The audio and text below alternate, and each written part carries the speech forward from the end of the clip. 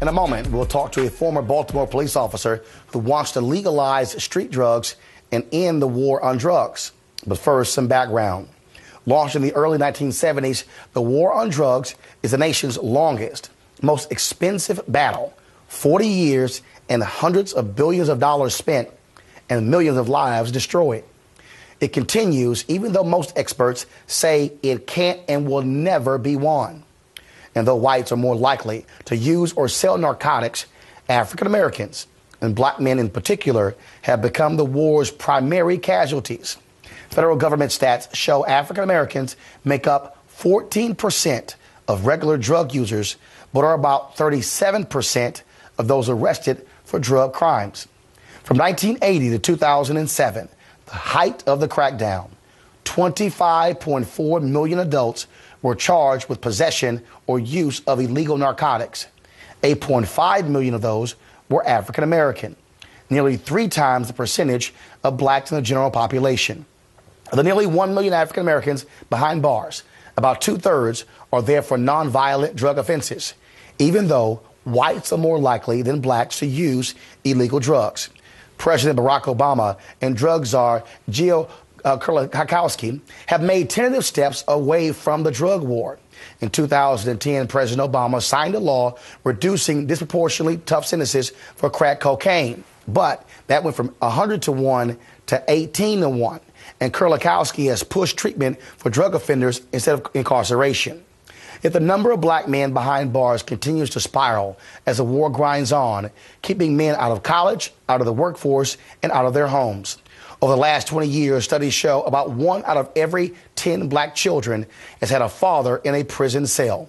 Joining us to talk about the impact on the war on drugs has had on African American communities is Judith Browne Dianis, co-director of the Advancement Project, and Neil Franklin. He's a Baltimore ex-police officer who is executive director of Law Enforcement Against Prohibition. Folks, welcome to the show. Thanks for having me, Roland. When you look at those numbers and you see how dramatic it is, what jumps out is the fact that you have folks who are nonviolent offenders who are filling up state prisons, filling up federal prisons, at a time when, frankly, we can't afford to be able to house and continue to house more and more folks in prisons. When do you believe politicians are going to gain their senses and say, this policy makes no sense? Well, I think we're seeing it now. I do think that there are some states that are taking up a different approach to the war on drugs because we see, that we're like burgeoning. I mean, that, there are too many people where it's costing too much. And even, in fact, it's interesting that Republicans have been taking up this issue because they know that we're spending too much on prisons. But we haven't gotten there yet. We really do need for the administration, the Obama administration, to really take leadership on this issue and start to change the frame to prevention and treatment. A major civil rights leader told me that they have gotten more support on sentencing reform, issues like this, from Republican governors than they have from Democratic governors. Right. Those Republican governors are looking at it from a fiscal standpoint. From my vantage point, I don't care what your motive is if, frankly, it's right. Right. But the numbers that you just mentioned, this is truly an issue about race and class. And that is my motive. That's my motivation for doing the work that I do. Right, and I think, Roland, the thing is that while we want them to take up this issue, and maybe they're taking up for fiscal reasons, when you have the wrong motive, sometimes you have the wrong remedy, right? And so what we need to make sure is when they're taking up this issue, are they making sure that the prevention and treatment is in place? Are they also dismantling certain policies that lead to this? So, for example, you can't just say, let's get people out of prison and not take care of stop and frisk. Right. The reason you have to take care of these other issues that lead to this pipeline. Right. The reason I'm afraid of this, because what happens when our fiscal situation improves? Okay, do we go back to more prisons, more police, more correctional officers?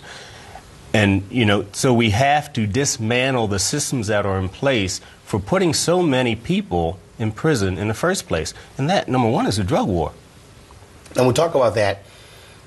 When I hear folks say, let's legalize drugs, the reality is that's not going to happen, frankly, when you have parents, when you have folks out there who already have this view in terms of This is how I sort of feel on drugs. How will legalizing drugs somehow fix this problem?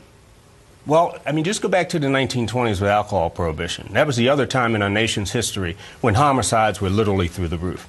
We had the running gun battles back then. We had the drive-by shootings back then. But when we ended alcohol prohibition, so did the homicide rate go down drastically. Now, with drug prohibition, we brought it back up again. Violent crime, the gangs in our communities fighting each other over market share for the drug trade. Let me ask you a question. What part of our current policies of drug prohibition are working? Do we have less crime, less addiction rates, less disease, less overdose deaths? No. None of it's working. And the only solution to ending the drug war is to end the prohibition of drugs. That means legalization. Diana? The other thing is that we have to get back to the other kinds of things that people need to give them hope, to get them out of a cycle of drugs in their lives, right? We need better schools. We need, opportunities. People don't have jobs. So we have to give people the other kinds of things, the wraparound kind of services, but also programs in the hood that actually get people out of that life and give them other opportunities. Very true. Because the drug trade right now is not only attractive to our young people, they have better recruitment programs. These gangs into the drug business, they have better recruitment programs than many of our Fortune 500 companies. All right, Judith and Neil, we certainly appreciate it. Thanks a lot. Thanks. Folks, I'll be back.